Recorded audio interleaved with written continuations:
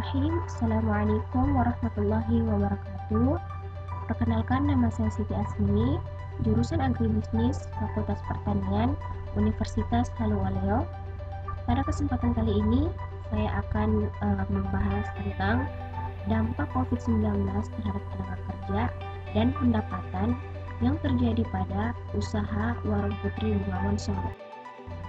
Saat ini, dunia dihadapkan dengan wabah virus yang disebut sebagai coronavirus disease atau dikenal sebagai COVID-19 yang menyerang pernapasan manusia. Tidak hanya itu, virus ini juga berdampak pada perekonomian Indonesia, yang khususnya pada perusahaan dan tenaga kerja itu sendiri. Tenaga kerja merupakan penduduk yang berada dalam usia kerja. Menurut Undang-Undang Nomor 13 Tahun 2003 Bab 1 Pasal 1 Ayat 2 disebutkan bahwa tenaga kerja adalah setiap orang yang mampu melakukan pekerjaan guna menghasilkan barang atau jasa, baik untuk memenuhi kebutuhan sendiri maupun untuk masyarakat. Pandemi COVID-19 memberikan dampak ganda bagi para pekerja rentan.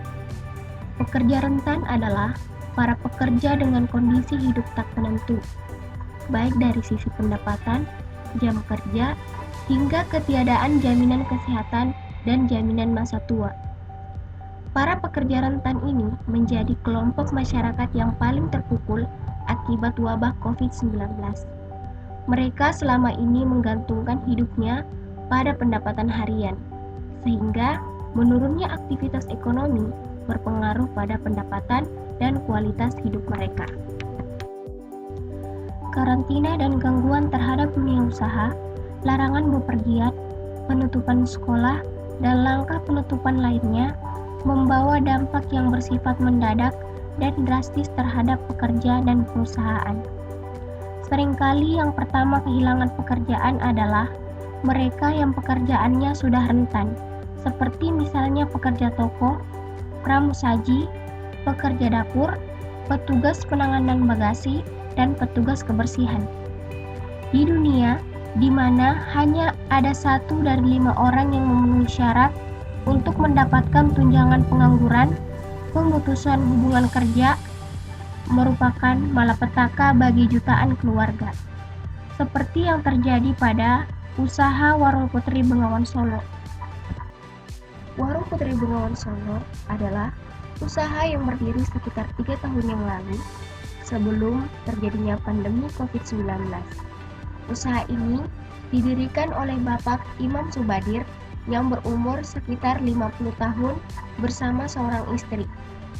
Warung Putri Bengawan Solo ini terletak di Jalan Sorumba.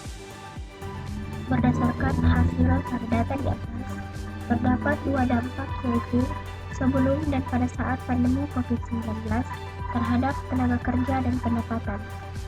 Sebelum pandemi COVID-19, usaha Warung Putri Bengawan Solo merekrut tenaga kerja sekitar 4-5 karyawan yang berasal dari daerah yang berbeda-beda, dengan pendapatan 100% per hari atau dalam satu hari mendapat pendapatan sekitar 4-5 juta rupiah.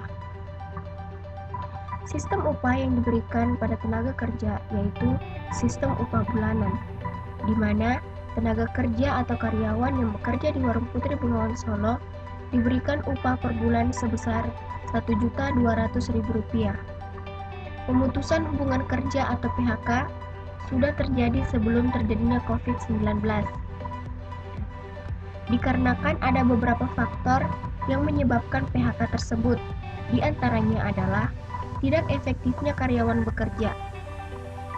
Contohnya, pada saat mereka bekerja, tidak fokus pada pekerjaannya, melainkan fokus pada HP, sehingga pemilik usaha Imam Subadir melakukan pemutusan hubungan kerja atau PHK.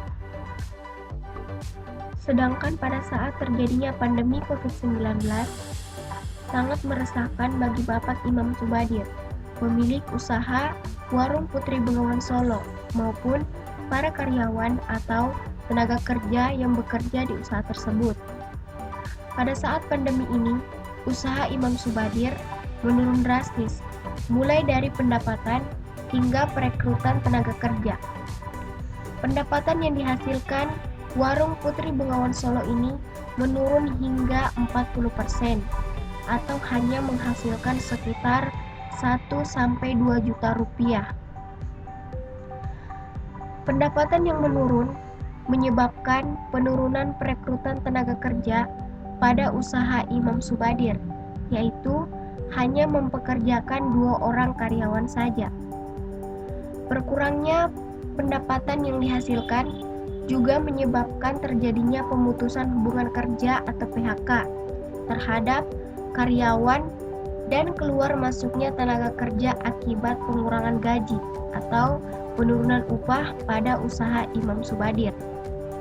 Upah yang diberikan kepada tenaga kerja atau karyawan pada saat pandemi COVID-19 hanya sebesar 1 juta rupiah saja. Berdasarkan uraian dan data di atas, dapat disimpulkan bahwa pandemi COVID-19 berdampak pada perekonomian, di antaranya sulitnya mencari pekerjaan, banyaknya karyawan atau tenaga kerja yang di-PHK, terjadinya pengurangan atau penurunan upah, pengusaha maupun tenaga kerja mengalami kerugian. Dengan begitu, untuk mengurangi keresahan yang dialami oleh pengusaha maupun para pekerja, pemerintah harus ikut andil dalam masalah ini, yaitu dengan mengeluarkan kebijakan-kebijakan yang mengurangi keresahan yang dirasakan oleh tenaga kerja maupun pengusaha. Baik, itulah yang dapat saya sampaikan mengenai dampak COVID-19 terhadap tenaga kerja yang terjadi pada usaha Warung Putri Bengawan Solo. Semoga apa yang dapat saya sampaikan dapat bermanfaat bagi kita semua. Lebih dan kurangnya mohon dimaafkan. Wabillahi taufiq wal hidayah. Wassalamualaikum warahmatullahi wabarakatuh.